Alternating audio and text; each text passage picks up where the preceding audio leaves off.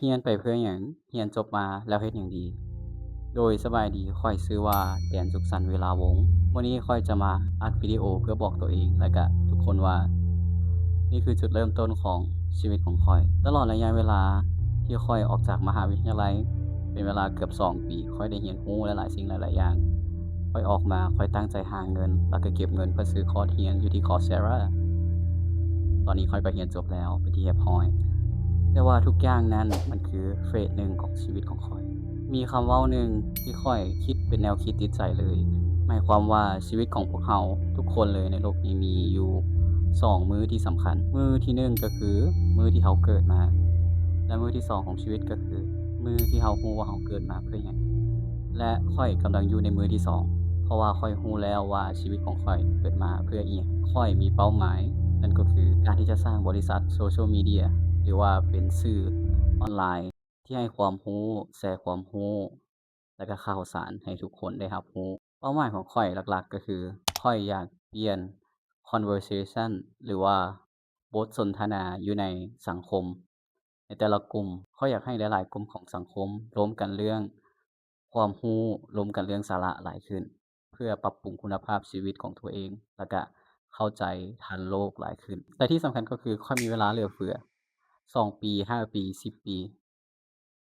ข้อยสามารถเฮ็ดมันได้ตลอดเวลาเลยเพราะว่านั่นคือเป้าหมายที่สุดของชีวิตของข้อยฉะนั้นข้อยจะพยายามเฮ็ดให้มันได้เพราะว่ามันคือสิ่งที่จุดประกายชีวิตของข้อยให้เริ่มต้นในแต่ละมื้อและข้อยก็มีคำสัญญาให้กับตัวเองหวังว่าคลิปวิดีโอนี้อาจจะเป็นแรงผลักดันแล้วก็เป็นวิดีโอที่ให้ทุกคนลองคิดทบทวนและตั้งเป้าหมายให้ตัวเอง เพื่อจะค้นหาสิ่งที่ตัวเองรักและก็อยากที่จะเฮ็ดให้มันได้ยอมทุกๆสิ่งทุกอย่างเสียสละเพื่อจะเฮ็ดให้เป้าหมายนั้นบรรลุสุดท้ายขอฝากมอตโตหรือว่าบทข้อคิด1อย่างให้ทุกคนไปลองคิดเบิ่ง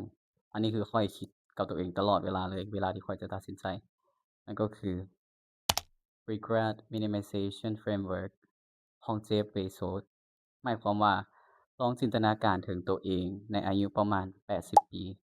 ที่บ่สามารถเฮ็ดอิหยังได้แล้วย่างก็บ่สะดวกเคลื่อนไหวก็บ่สะดวกสิ่งที่ตัวเองจะเสียดายที่สุดแม่นอิหยังและคนส่วนใหญ่มักจะเสียดายในสิ่งที่ตัวเองบ่ทันได้เฮ็ดหรือว่าผลัดวันประกันพรุ่งบ่เฮ็ดสิ่งนั้นบ่เฮ็ดสิ่งนี้บ่เต็มใจบ่ตั้งใจที่จะเฮ็ดสิ่งนั้นและกลับมาถามตัวเองในปัจจุบันว่า